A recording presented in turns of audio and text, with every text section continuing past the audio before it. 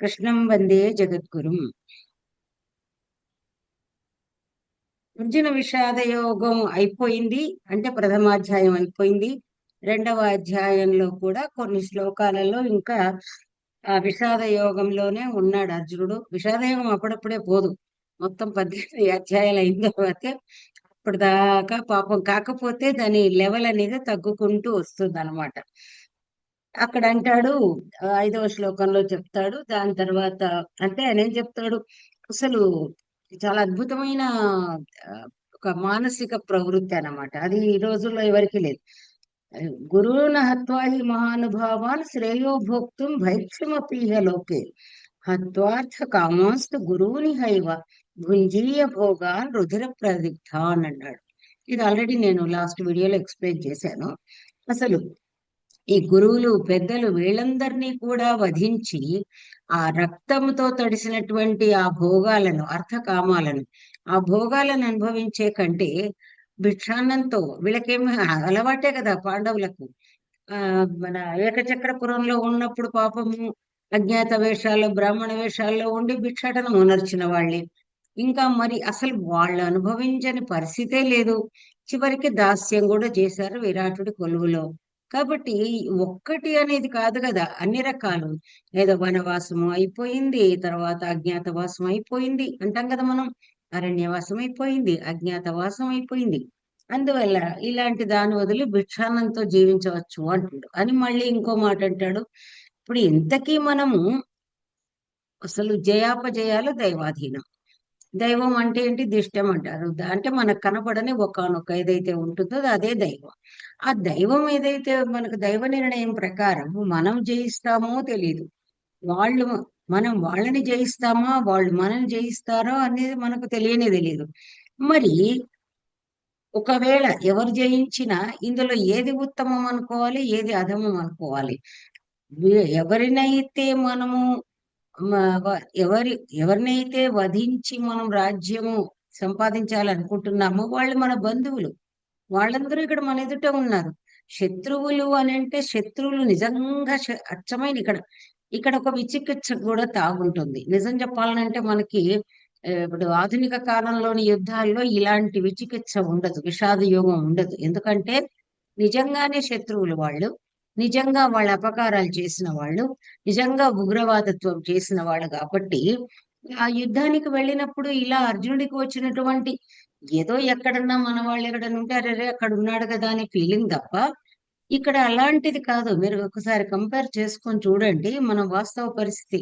ఎప్పుడైనా సరే మనం కొంచెము కంపారిజన్ అనేది మనం ఆధునికంతో కంపేర్ చేసుకోవాలి. యుద్ధంలో అందరికీ ఇలాగే ఉంటుంది. అశోకుడికి యుద్ధానంతరం కలిగింది ఏది నిర్వేదం, ముందుగా కలగలేదు. అంటే ఇక్కడ ఏమిటి?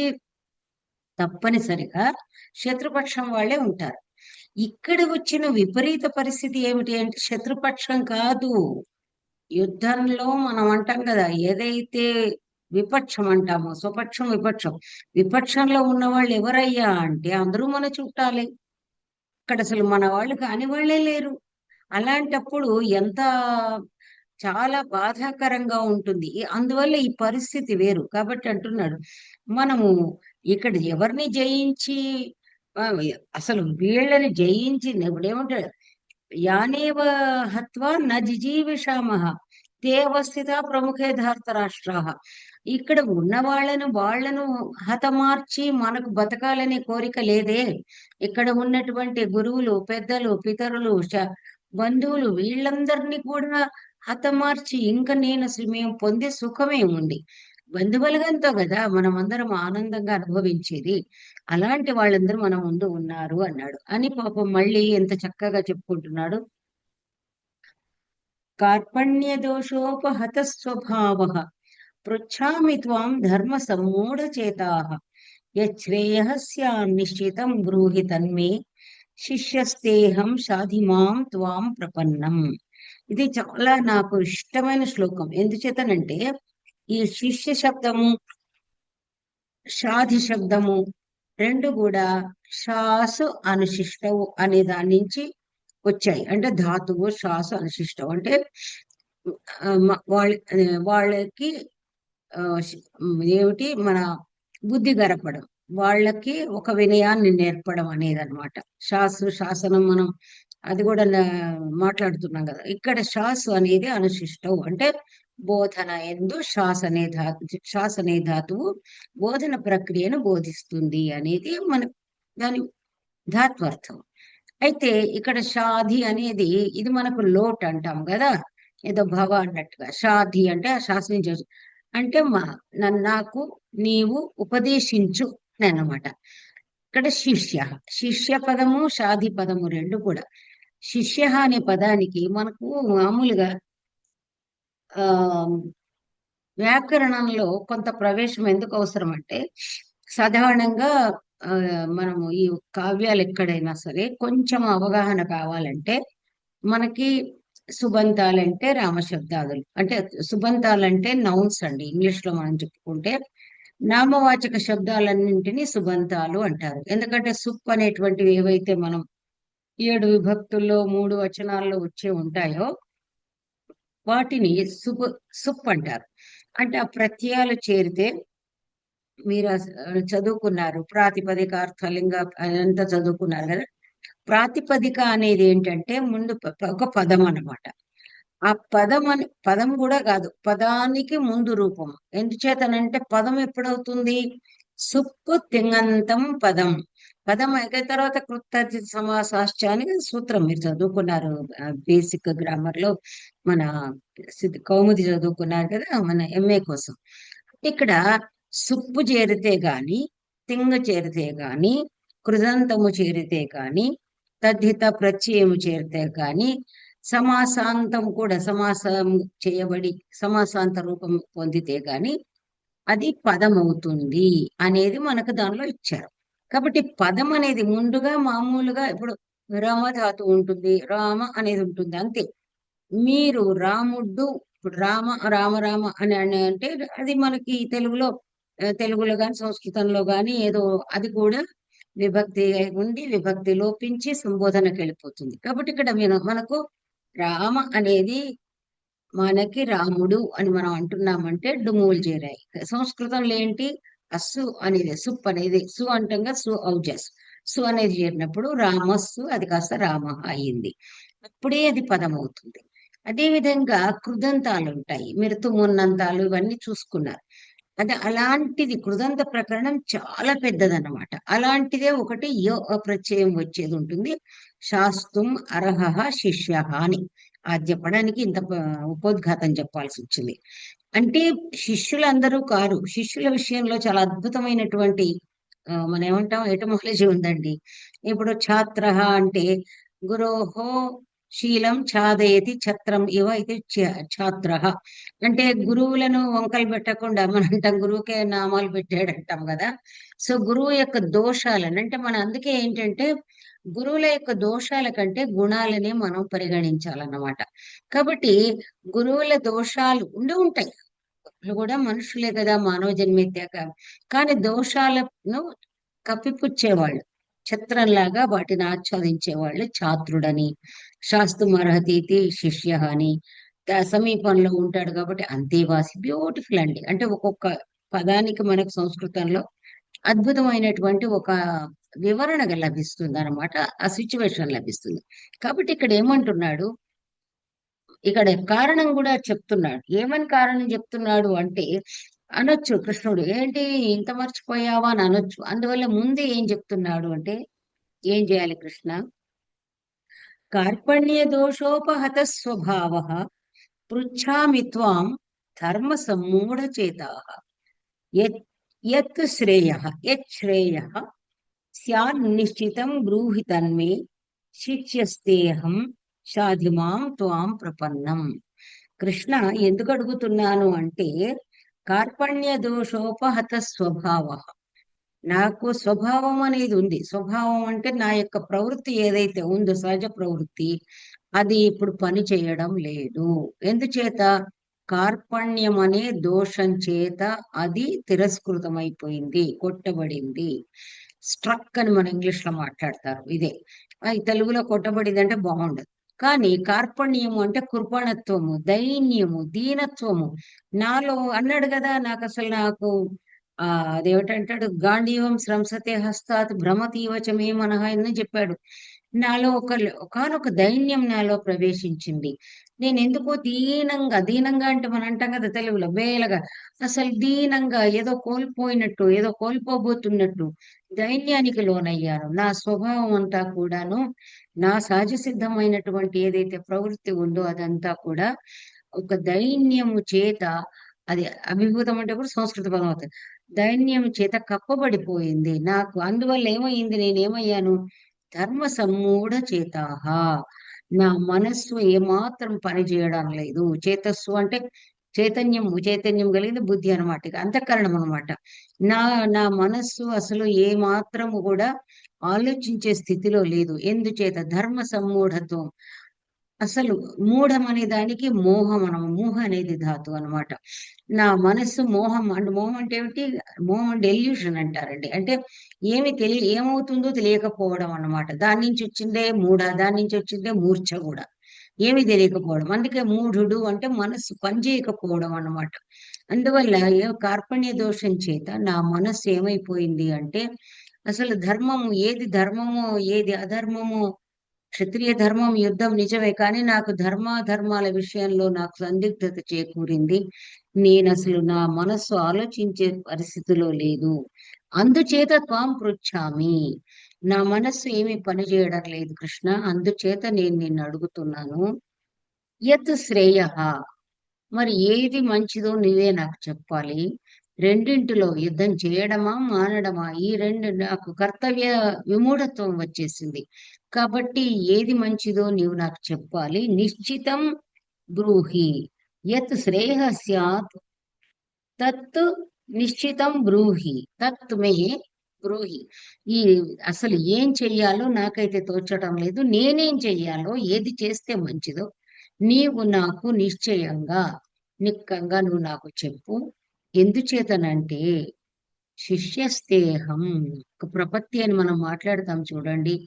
నేను నీ శిష్యుణ్ణి, నీదే భారము, షాధిమాం ప్రపన్నం. నేను నిన్ను, ప్రపత్తి అంటారు కదా, ప్రపన్నం నిన్ను చేరిన వాణ్ణి, నేను నిన్ను ప్రతిపద్యతి అంటాం, ప్రతిపన్నం. నిన్నే చేరిన నన్ను నీవే నాకు ఏమి చేయాలో నా కర్తవ్యాన్ని బోధించాలి కృష్ణ. షాధిమాం, నాకు నీవు మార్గోపదేశం చెయ్యి, నేను నీ శిష్యుడను అని అర్జునుడు కంప్లీట్ గా టోటల్ గా సరెండర్ అయిపోయి వేడుకున్నాడు అనమాట. అందుకే మనకు ఆ పిక్చర్ లో కూడా ఎవరైతే ఈ భగవద్గీత చదివారో ఇలా మొహంలో దీనత్వం ప్రస్ఫుటంగా ఉంటుంది. అదే పిక్చర్ నేను కూడా తీసుకున్నాను మన దీనికి. చాలా దైన్యంగా ఉంటాడు, చేతులు రెండు జోడించి అన్ని పడేసి విల్లములు పడేసేసి నాకేమి తోచడం లేదు చెప్పు అంటాడు. ఇప్పుడు అంటున్నాడు, మళ్ళీ దాన్ని కంటిన్యూ చేస్తున్నాడు. నహి ప్రపశ్యామి మమాపనుద్యాత్ యచ్చోకముచ్చోషణమింద్రియాణం అవాప్య భూమా వసపత్నమృద్ధం రాజ్యం సురాణామపి చాధిపత్యం. నహి ప్రపశ్యామి మమ అపనుద్యాత్ యత్ శోకం ఉచ్ఛోషణం ఇంద్రియాణం అవాప్య భూమౌ అసపత్నం వృద్ధం రాజ్యం సురాణం అపి చ ఆధిపత్యం అన్నాడు. మమ శోకం, కీదృశం శోకం అంటే మీకు కొంచెం సంస్కృతం కూడా అర్థమవుతుంది కాబట్టి చెప్తున్నాను. మమ శోకం కీదృశం శోకం, ఇంద్రియాణం ఉచ్ఛోషణం అని ఏమన్నాడు, గాంధీవం సంస్కృతే హస్త త్వచ్చైవ పరిదహ్యతే అని చెప్పాడు కదా. నాకేదైతే ఈ శోకం అనేది ఉందో, నా హృదయంలో ఏదైతే శోకం ఉందో, దుఃఖం ఉందో, అది ఎలా ఉంది, నా ఇంద్రియాలని శుష్కింపజేస్తుంది. శోషణం నుంచి వచ్చింది. కంప్లీట్ గా ఆ, ఆ, ఏమంటాం మనము, నీరసం చేసేస్తుంది. ఎండిపోవడం అంటే ఏమిటి, దాని నుంచి రసం వెళ్ళిపోవడం. కాబట్టి నన్ను ఈ విధంగా నిర్వీర్యంగా చేసి నన్ను దహింపజేసే ఈ శోకం ఏదైతే ఉందో, మమ శోకం ఆ యత్ అపనుద్యాత్ నహి ప్రపశ్యామి.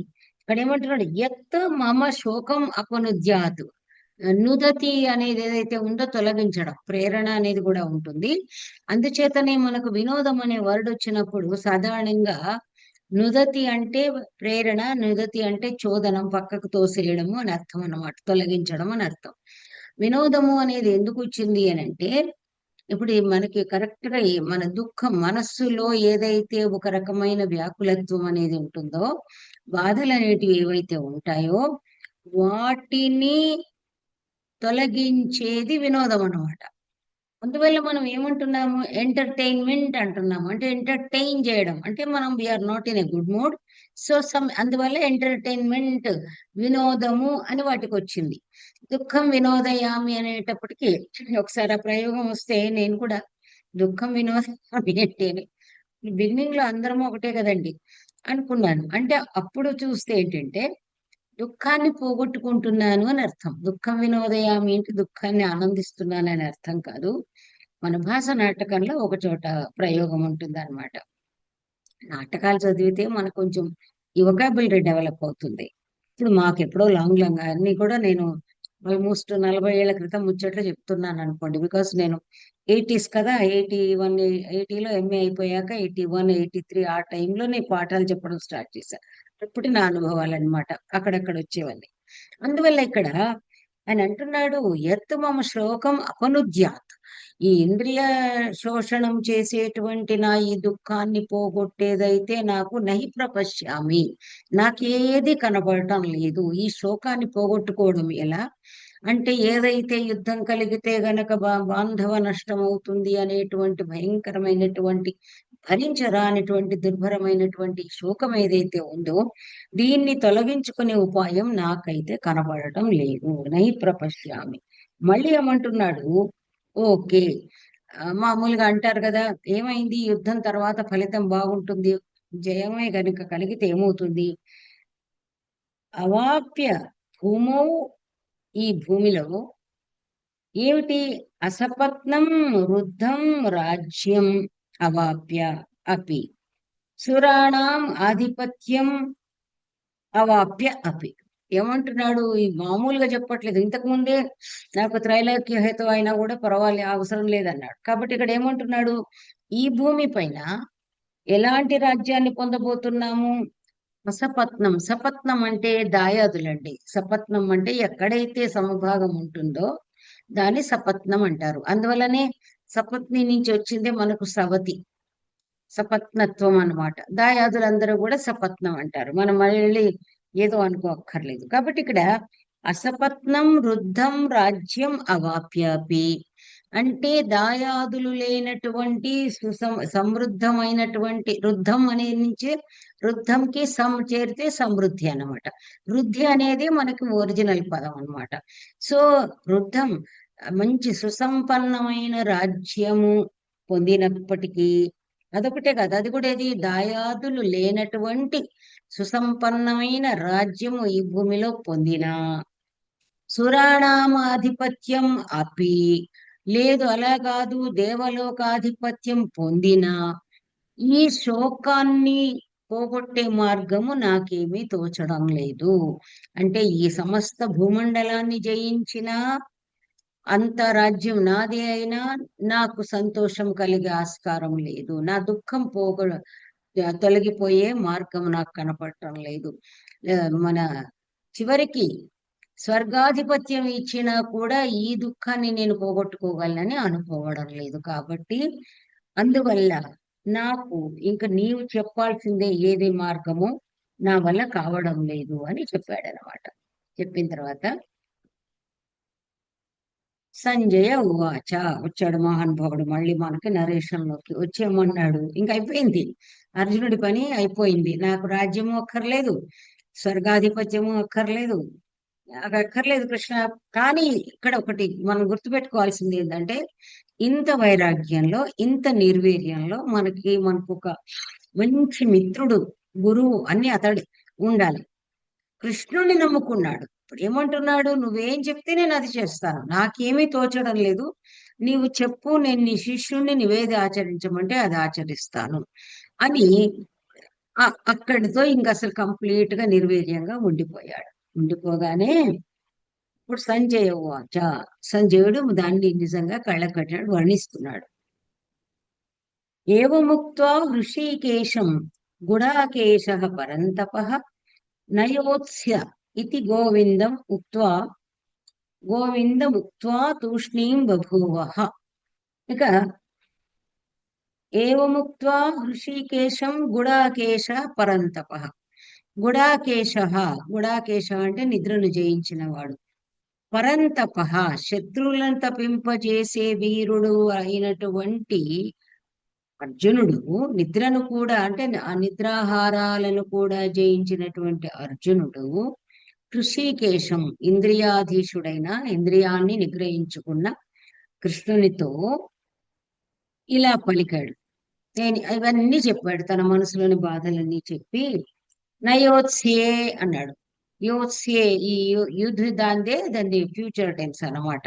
మనకి ఆత్మనేపథం నయోత్స్యే, ఇక్కడ నయోత్స్యే ఇతి అనేది ఆ సంధిలో మనకు ఆ ఇది మీకు వస్తుంది, అది లోపిస్తుంది అని వస్తుంది అనమాట.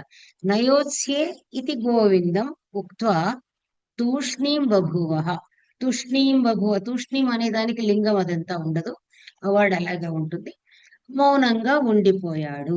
ఇలా అన్నాడు, ఇలా అనేసేసి ఇంకా అంతటితో తన మాటలు చాలించేసి మౌనంగా ఉండిపోయాడు. అప్పుడు ఈ శ్లోకాన్ని చాలా అద్భుతంగా చాలా పెద్ద వ్యాఖ్యానం ఉంది. బట్ ఆ వ్యాఖ్యానము నేను మీతో ఇంతకు ముందు చెప్పినట్టుగా ఇక్కడ ఏం చేశారంటే కొద్దిసేపు బెల్లంకొండ రామరాయ కవి గారిది మన ఆచార్యుల వారు ఉదాహరించారు. దానికి కారణం కూడా ఏంటి అంటే, ఇక్కడ మనకు నిజం చెప్పాలంటే నేను మీకు బిగినింగ్ లోనే చెప్పాను, ఖండన మండనాల జోలికి నేను పోను. శంకరాచార్యులు దానిలో మామూలుగా వీళ్ళు బెల్లంకొండ రామరాయ కవి వస్తుతః జన్మన వైష్ణవ కుటుంబంలో జన్మించినప్పటికీ అవన్నీ చదివిన తర్వాత హీ హాజ్ బికమ్ టోటల్ అద్వైతి, ఓ పెద్ద అద్వైతి. అండ్ చాలా అల్ప ఆయుష్, అంతలోనే వందల కొద్ది గ్రంథాలు రచించి, విశేషించి వేదాంత గ్రంథాలు చాలా ఉన్నాయన్నమాట. కొన్ని పబ్లిష్డ్, కొన్ని అన్పబ్లిష్డ్. సో అన్నింటినీ కూడా అద్భుతమైన గ్రంథాలు, అద్భుతమైన శైలి రచించేశారు.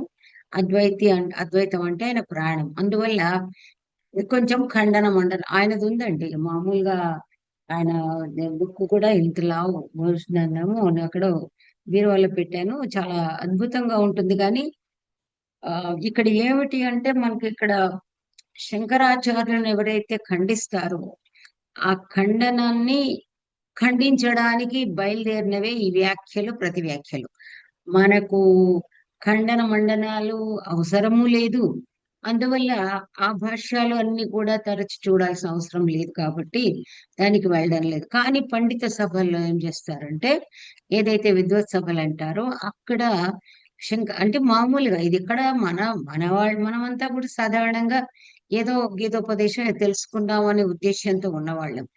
పండితులకు ఏమిటి అంటే శంకరాచార్యులు గారు చెప్పిన దానిలో ఏముంది, మరి రామానుజులు చెప్పిన దానిలో ఏముంది, ఆ తర్వాత ఈ మధ్వ మతం వాళ్ళకి చెప్పింది ఏముంది అనేటువంటిది ఏదైతే ఉందో దాని గురించి వాళ్ళు మాట్లాడుతుంటారు. కానీ మనకంత అవసరం లేదు కాబట్టి ఇక్కడ అది అవసరమే లేదనమాట. సో ఇక్కడ ఆ దాని గురించి మనం చెప్పక్కర్లేదు. ఎందుచేత అంటే ఇక్కడ ఎందుకు వచ్చింది అంటే టాపిక్, ఇక్కడ ఈ శ్లోకంలో ఉన్న ఒక చిన్న వర్డ్ పట్టుకొని దాని మీద చాలా ఆర్గ్యుమెంట్ నడిచింది. అది మనకు కూడా అవసరం లేదు. అయినా కూడా నేను జస్ట్ సింపుల్ గా చెప్పేస్తాను. వాచ హృషీకేశ ప్రసన్నివ భారత సేనర సేనయోర్భయోర్మధ్యే విషీదంతమిదం వచః. ఇక్కడ ప్రహసన్నివ అన్నప్పుడు దాని మీద ఓహో పరిహసించాడా, అది చేశాడా, ఓ పెద్ద వాదం నడిచింది. మనకంత అవసరం లేదు. ఇక్కడ నేను ముందే మీకు బిగినింగ్ లోనే చెప్పాను, నాదైన శైలిలో నాకు తోచిందే నేను చెప్తాను. కాకపోతే ప్రతి పదార్థానికి దూరంగా వెళ్ళడం లేదు. భారత, ఇది సంబోధన ధృతరాష్ట్రుడికేసి. సో భారత, మన ఏమంటారు, కురు రాజా, తమువాచ హృషీకేశ ప్రహసం ఇవ. కం ఉవాచ సేనయోరుభయోః మధ్యే విషీదంతం ఇదం వచః. భారత, సేనయోః ఉభయోః సేనయోః మధ్యే విషీదంతం తం హృషీకేశః ప్రహసన్ ఇవ ఇదం వచః ఉవాచ. ఈ మాటను అన్నాడు. హృషీకేశః కృష్ణుడు ఒకసారి ఒక చిరునవ్వుతో, నవ్వుతున్నట్టుగా అంటే పరిహసిస్తున్నట్టుగానే ఏమేమో కాదు, మామూలుగా అంత విషాదంలో ఉన్న అతన్ని పగలబడి నవ్వడం ఉండదు. ఆ విషాదంలో ఉన్న అతన్ని మన మామూలుగా కృష్ణుడు ధీరోదాత్తులు వీళ్ళందరిది ఎలా ఉంటుంది అంటే లోపలి భావాలు కనబడకుండా, మీరు ఒక్కొక్కసారి డాన్సర్స్ చూడండి, అన్ని రసాలు చేసినా కూడా వాళ్ళు ఇప్పుడు ఇందాక ఇప్పుడే రేవంత్ రెడ్డి గారు వచ్చారు డాన్స్ ప్రోగ్రామ్ చూసి, అది ఒక ఆ భావ ప్రకటన అవగానే మళ్ళీ నార్మల్ గా వచ్చేటప్పటికి ఒక స్మైల్ ఉండాలి వాళ్ళ ఫేస్ పైన. దట్ ఈస్ ద రూల్ అన్నమాట. సో అందువల్ల ఇక్కడ ధీరోదాత్తులు ఒక రకమైన ఒక ఏమిటి అంటే కనబడని ఒక చిన్న నవ్వు ఉంటుంది. స్మితంగా ఉంటుంది ముఖం. అంటే ముఖంలో ప్రసన్నత అనేది మనకి ఎప్పుడు కనబడుతుంది అంటే ఈ వర్డ్ మీద చాలా మంది, మీరు కావాలంటే వ్యాఖ్యానాలు చూసుకోవచ్చు. మామూలుగా ఆ మొహంలో ఒక చిరునవ్వు మనం లేయర్ అంటాం. అలా కనబడినప్పుడు ఏమవుతుంది, కొంచెం ధైర్యం వస్తుంది మనిషికి. ఇతడు విషాదంలో ఉన్నాడని అతడు కూడా, నేను చాలా మందిని చూశాను డాక్టర్స్, మనం పేషెంట్లు టెన్షన్స్ తో పోతే వాళ్ళు బీపీ చూస్తుంటే కూడా కనుబొమ్మల్లా ముడేస్తారు. అమ్మో మనకేమయ్యిందో అని మనకి కొంచెం బీపీ రైజ్ అవుతుంది. This is my experience. కాబట్టి ఎలాగుండాలి అంటే ఆపదలో ఉన్న వాడిని ఆదుకునేవాడి మొహంలో కొంచెం ఆ నవ్వు యొక్క ఒక వీచిక ఉండాలి. అంతేగాని ఇతను ఇలా ఉన్నాడు కదా అని ఒక్కసారి అయ్యో అన్నట్టుంటే ఉన్నది కాస్త పోతుంది. అందువల్ల ఋషికేశ ప్రహసన్ ఇవ కించిత్తు, చిరునవ్వుతో నవ్వినట్లుగా అంటే ఏమన్నట్టు కించిత్తు అలా స్మితవదనంతో అనుకోవాలి. అది అప్రోప్రియేట్ గా ఉంటుంది. స్మితవదనంతో ఈ రెండు సేనల మధ్య అలా కూర్చునిపోయి విషాదంతం అంటే అలా విషాదంలో మునిగిపోయి ఉన్నటువంటి ఆ అర్జునుడితో అతన్ని గూర్చి ఇలా చెప్పాడు. ఇదం వచః ఉవాచ. ఈ క్రిందిది ఈ క్రింది విధంగా చెప్పాడు అని ఇక్కడ సంజయుడు చెప్పాడనమాట. ఇప్పుడు ఇక్కడ వ్యాఖ్యానం కూడా ఉంటుందన్నమాట. ఆ వ్యాఖ్యానానికి ముందు ఇవాళ మనం ఇది స్టార్ట్ చేసేసి శ్లోకం స్టార్ట్ చేసిన తర్వాత ఇది ఎందుకు ఏమిటి అనేది మనం అప్పుడు మాట్లాడుకుందాం. చాలా భాష్యం ఉంది. భాష్యం కంటే ముందు సింపుల్ గా చెప్పుకొని ఆ తర్వాత భాష్యం కూడా వెళ్ళిపోదాం. భాష్యం కూడా చాలా ఎక్కువగా చెప్పను నేను, ఎందుచేతనంటే చెబితే అది కంప్లీట్ గా శాంకర భాష్యం అంటే మన దానిలాగా అవుతుంది. ఇక్కడ చాలా విషయాలు చెప్తున్నారు. మోక్ష ప్రాప్తి కేవలం తత్వజ్ఞానం ఎట్సెట్రా చాలా రాశారు. ఇదంతా అవసరం లేదు మనకు.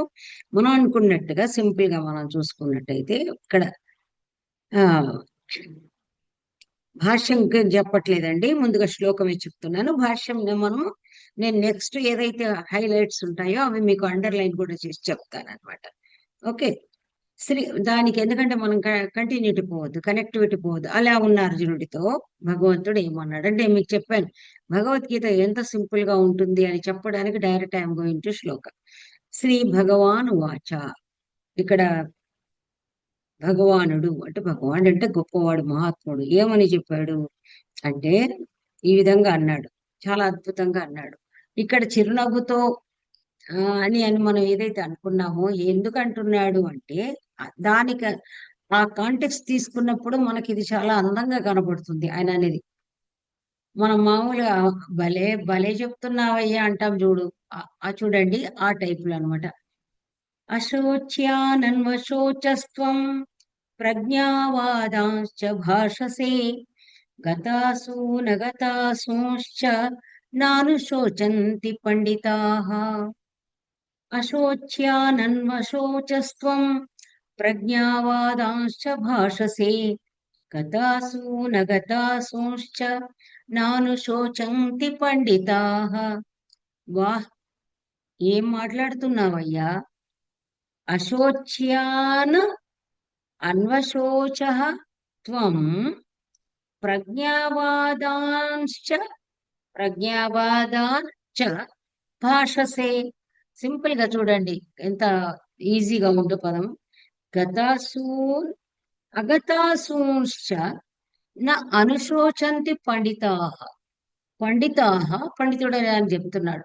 పండితుడు ఎవరయ్యా అంటే పండ అంటే ఆత్మజ్ఞానం అని, పండితాః ఎందుకంటే మనం మామూలుగా ఏమంటాము పండిత అంటే విద్వాంసులు, అంటే అన్ని తెలిసిన వాళ్ళు, అన్ని చదువుకున్న వాళ్ళు, తత్వవేత్తలు. తత్వవేత్తలు అంటే ఏమిటి? వాట్ ఈజ్ వాట్ తెలిసిన వాళ్ళు అన్నమాట. మనం ఏదో ఫిలాసఫర్స్ అని వర్డ్ పెట్టుకోక్కర్లేదు.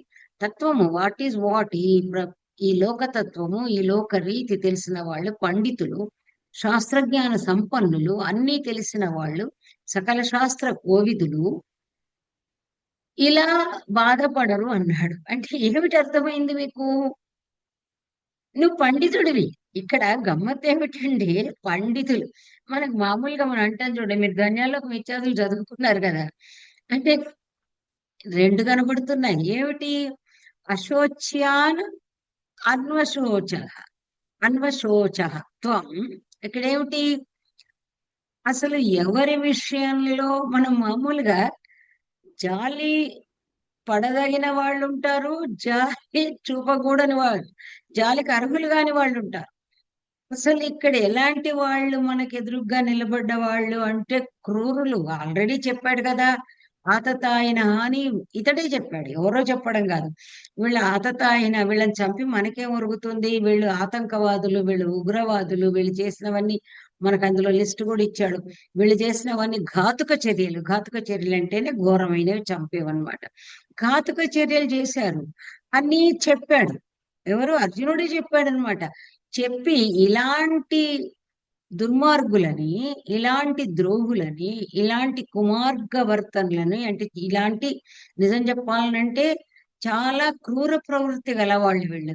ఇలాంటి క్రూర ప్రవృత్తి గలవాళ్లను కూర్చి అసలు శోకించాల్సిన పని లేదు. శోకించడం అంటే జాలి చూపాల్సిన అవసరము లేదు. అలాంటి వాళ్ళ విషయంలో నువ్వేం చేస్తున్నావు? అశోచ్యాన్ అశోచ, నువ్వేం చేశావు? అశోచహ. అశోచహ అనేది కూడా మనకి అదే లాంగ్లోకి వస్తుంది, అభవహ టైప్లు అన్నమాట. వాళ్ళ విషయంలో నువ్వు శోకిస్తున్నావు, జాలి చూపిస్తున్నావు. అయ్యో వీళ్ళని చంపితే ఎలా, మనకు పాపం వస్తుంది అంటున్నావు అని. సరే, అసలు జాలి పడని ఎవరిని గూర్చి బాధపడాల్సిన అవసరం లేదో వాళ్ళను గూర్చి బాధపడుతూ, మళ్ళీ ఇంకోవైపున ప్రజ్ఞావాదాంశ భాషసే, ప్రజ్ఞావంతులు మహామేధావులు మాట్లాడాల్సిన మాటలు మాట్లాడుతున్నావు. ఇక్కడనేమో ఒక ప్రాకృత జనం అనాలి మనం, పామరుడు అనే కంటే కూడా ఒక ప్రాకృత జనుడిలాగా, ఒక సామాన్యులాగా, అయ్యో యుద్ధం చేస్తే వీళ్ళందరూ హతులైపోతారే, అలాంటప్పుడు ఎట్లా అని చెప్పేసి ఈ విధంగా మాట్లాడుతున్నావు. ఇక్కడ అంటే ఎవరిని గూర్చి అసలు మనం శోకించకూడదో వాళ్ళని గూర్చి నువ్వు శోకానికి లోనవుతున్నావు. మళ్ళీ ఒకవైపునేమో వీళ్ళు అలాంటి వాళ్ళు, వాళ్ళు అలాంటి వాళ్ళు, ఆతతాయి ఇవన్నీ అన్నావు. ప్రజ్ఞావాదాలు మాట్లాడుతున్నావు, చాలా పెద్ద పెద్ద మాటలు మాట్లాడుతున్నావు, మేధావి పలుకులు పలుకుతున్నావు. అయితే ఇక్కడ ఏమిటి అంటే, పండితాహ, నిజంగా ఆత్మజ్ఞానం ఉన్నవాళ్ళు పండితులు, గతాసూన్ అగతాసూశ్చ, ఎవరి గతాసూన్ ప్రాణాలు పోయిన వాళ్ళు, అంటే ఇక్కడ వాళ్ళు అసలు ప్రాణాలు అనేవి లేవు. గతాసూన్ అంటే ఎవరు? జీవించి ఉన్నవాళ్ళు. అంటే ఇక్కడ ప్రాణానికి గతాసూన్ పోయిన వాళ్ళని గూర్చి బాధపడరు, ఉన్న వాళ్ళని గూర్చి బాధపడరు. ఎందుచేతనంటే అయ్యో పోయిన వాళ్ళే అని, అంటే మామూలుగా మనం గనక ఆలోచించుకున్నాడు, పోయిన వాళ్ళని గూర్చి బాధపడితే అంటే ఇక్కడ సందర్భం కాకపోయినా, కౌముది యది కంఠస్థ వృధా భాష్యే పరిశ్రమ, కౌముది యది అకంఠస్థ వృధా భాష్యే పరిశ్రమ అని చమత్కారంగా చెప్తుంటారు. పోయిన వాళ్ళు రారు కాబట్టి ఆత్మజ్ఞానం కలిగిన వాళ్ళు, ఇక్కడ మళ్ళీ మనం ప్రాకృత జనుల్లాగా మాట్లాడకూడదు కాబట్టి, మామూలుగా ఆత్మజ్ఞానం ఉన్న వాళ్ళు, పోయిన వాళ్ళు, ఆహా వేళ అయ్యింది, వాళ్ళ పని అయిపోయింది, పాత్ర అయిపోయింది, నిష్క్రమించారు అనుకుంటారు కానీ వాళ్ళ విషయంలో శోకించరు, దుఃఖించరు. అగతాసూన్ అంటే ఉన్నవాళ్ళు కూడా అయ్యో వీళ్ళు ఏమైపోతారో, ఎందుకంటే ఇంకా కౌరవులు పోలేదుగా, అయ్యో వీళ్ళు ఏమైపోతారో అని జీవించి ఉన్న వాళ్ళని గురించి కూడా వాళ్ళు దుఃఖించరు. అంటే వాళ్ళకేమో ఎలా ఉంటుంది అంటే జీవన్ మరణాల యొక్క ఖేదం అనేది ఆత్మజ్ఞాన సంపన్నులకు ఉండదు. చాలా సింపుల్ గా చెప్పడం ఏమిటంటే పండితాహ గతాసూన్ అగతాసూశ్చ నా అనుశోచంతి. గత్ గతించిన వాళ్ళని గూర్చి కానీ ప్రస్తుతం జీవించి ఉన్న వాళ్ళని గూర్చి కానీ ఆత్మజ్ఞాన సంపన్నులైన వాళ్ళు ఏనాడు కూడా శోకించరు, ఏనాడు దుఃఖానికి లోను కారు. నీవేమో అన్ని చదువుకున్న వాడివి. అంటే ఇక్కడ అర్థం చేసుకోవాల్సింది, నీవు ఆత్మజ్ఞాన సంపన్నుడివి. అది కాకుండా నువ్వు ఇంత తపస్సు చేసి ఇన్ని సాధించి ఉండవు. గొప్ప తపస్సంపన్నుడు కాబట్టి ఆత్మజ్ఞాన సంపన్నుడు, అన్నీ తెలిసిన వాడవు. ఒక పక్కన నువ్వు ప్రజ్ఞావాదాలు గొప్ప మేధావి పలుకులు పలుకుతూనే ఉన్నావు, పండితులు మాట్లాడుతున్నట్లుగానే మాట్లాడుతున్నావు. అయినా మళ్ళీ ఏం చేస్తున్నావు? అసలు శోకించని వాళ్ళని గురించి శోకిస్తున్నావు అని. అందువల్లనే ఆయన పెదాల పైన చల్లటి చిరునవ్వు వీచిక చెలరేగింది. నా అనుశోచంతి పండిత అన్నాడు. అంటే ఏమిటి ఇక్కడ ఇందులో కూడా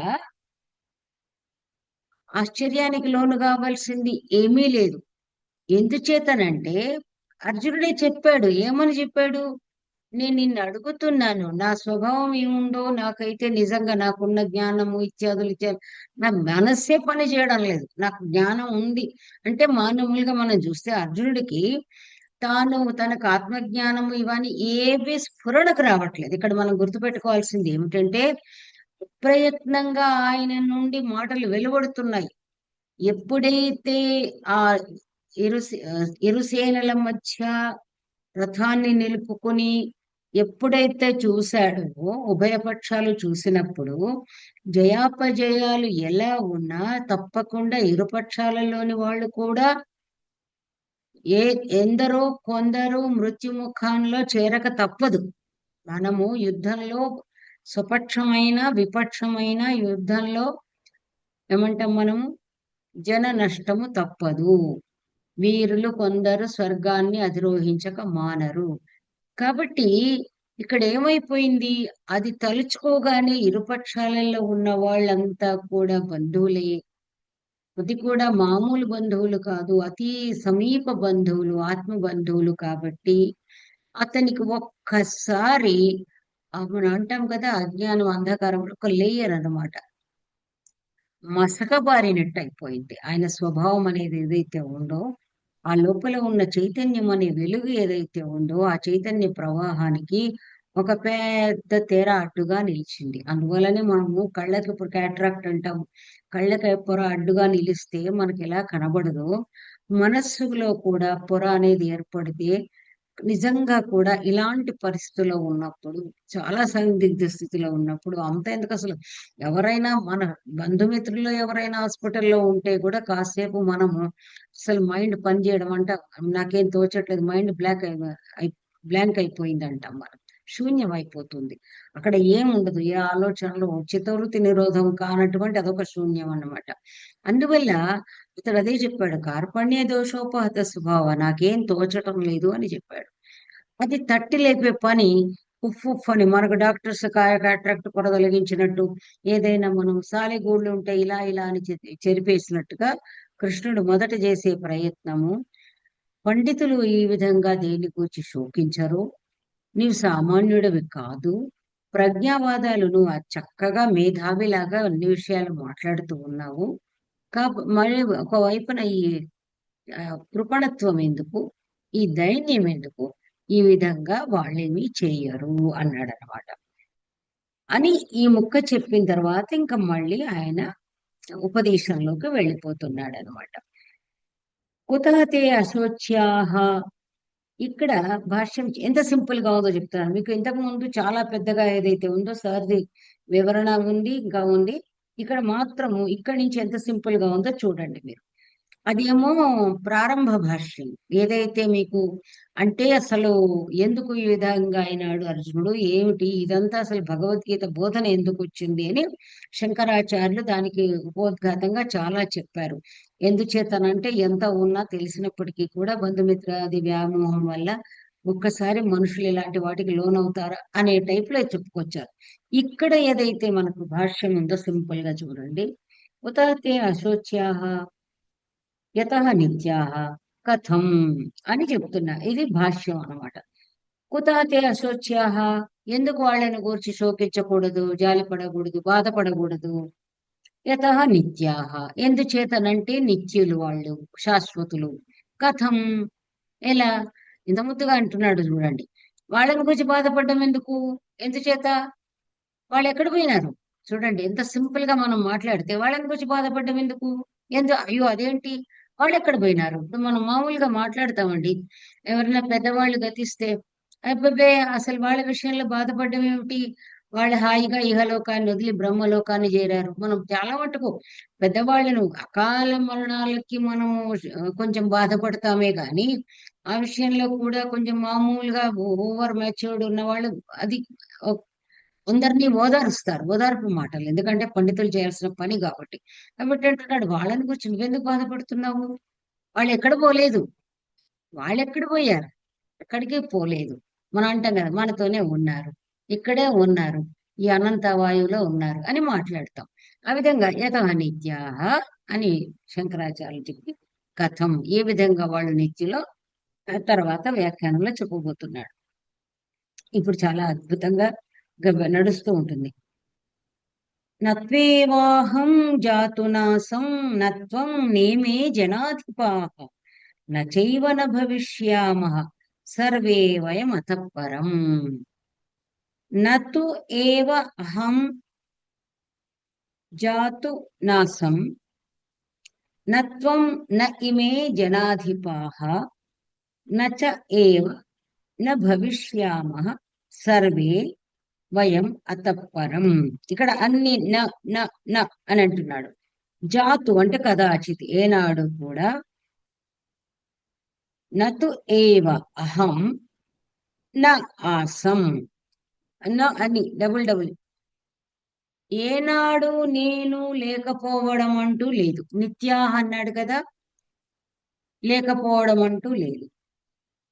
నత్వం, నీవు లేకపోవడం అంటూ లేదు.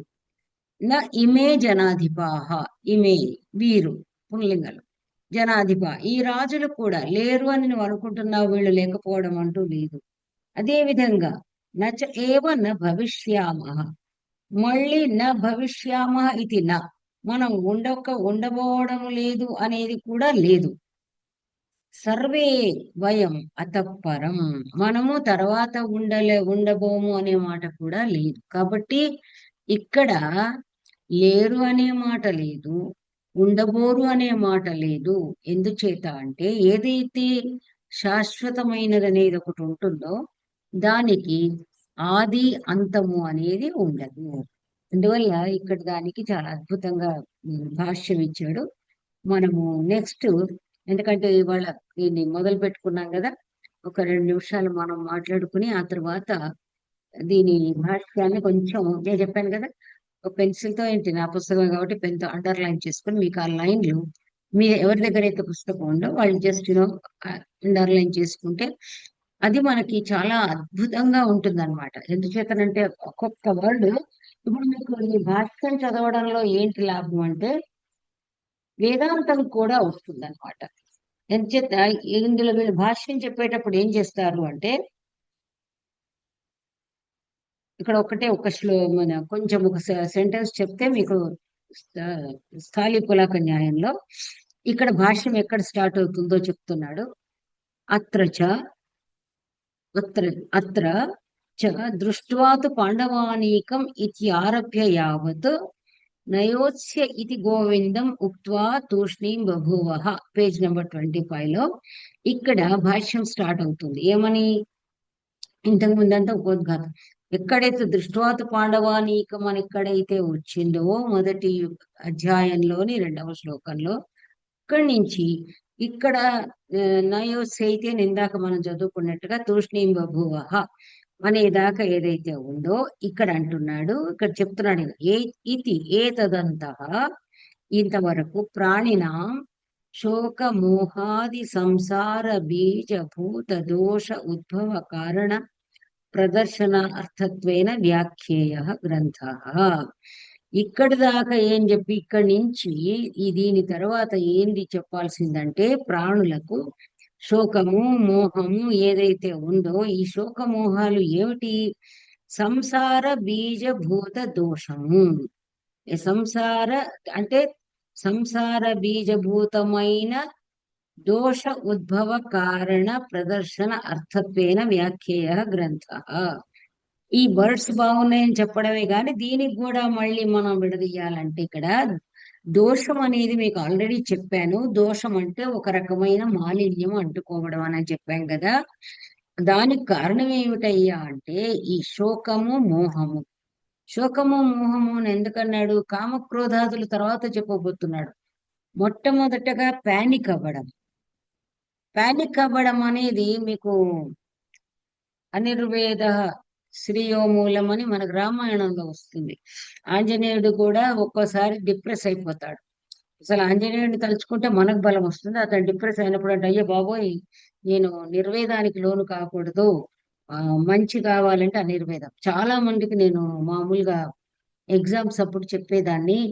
ఎగ్జామ్ పేపర్ అనగానే గడగడ వణకుడు స్టార్ట్. చాలా మంది పానిక్ అయ్యి పాడు చేస్తారు ఎగ్జామ్ ని.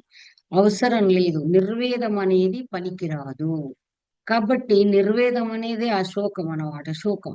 ఆ శోకం వచ్చినప్పుడు ఏమవుతుంది? మోహం వచ్చేస్తుంది. అంటే ఏం చెయ్యాలో తోచదు. ఫస్ట్ ఎవరైనా సరే పానిక్ అయిపోతారు. ఒక ఏమంటారు, క్రుషియల్ సిచ్యువేషన్ లో ముందు పానిక్ అయిపోతారు. పానిక్ అయిపోతే బుర్ర పనిచేయడం మానేస్తుంది. కాబట్టి ఆ విధంగా ఈ సంసార బీజభూతం ఏదైతే దోషం అనేది ఇంత ఏర్పడుతుందో అంటే ఏమిటి? అయ్యయ్యో, మనం మామూలుగా నిజంగా బిడ్డ పుట్టి పుట్టగానే అక్కడ ఉంటే వాడు ఏడవకుంటే బాధ, ఏడిస్తే బాధ, నవ్వితే బాధ, నవ్వకుంటే బాధ, పాలు తాగితే బాధ, తాగకపోతే బాధ. అంటే ఏమిటి ఏమిటి ఏమిటి ఏమిటి అంటే మనం నిత్యము ఆ శోక సంవిఘ్న మానసులం అయిపోతూ ఉంటాం అన్నమాట. ఎందుకు? ఇదేమిటి? దీనికి కారణం సంసార బీజభూతం. సంసారము సంసారము సంసరతీతి అంటే ఎండ్లెస్. ఇప్పుడు మనం ఉన్నాం ఎండ్లెస్. ఏంటి? చిన్నప్పటి నుంచి మనం మామూలుగా మనం పెరగడంలోనే మన స్ట్రగుల్ పెరిగినాము. బంధాలు, మన కుటుంబము ఇత్యాదులు. ఇప్పుడు మనం రిటైర్ అయినాము. అయినా సరే ఇంకా మనం మళ్ళీ బంధాలు, మనవలు మనవరాళ్ళు. అంటే సంసరతి సంసార చైన్ అన్నమాట.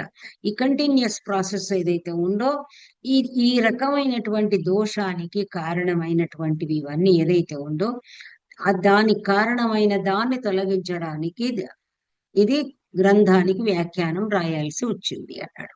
అర్జునుడి దుఃఖంతో స్టార్ట్ అవుతుంది. ఇంత చదువుకున్న వాడు ఇంత దుఃఖంలో ఉన్నాడు. అసలు ఈ దుఃఖానికి కారణం ఏమిటి?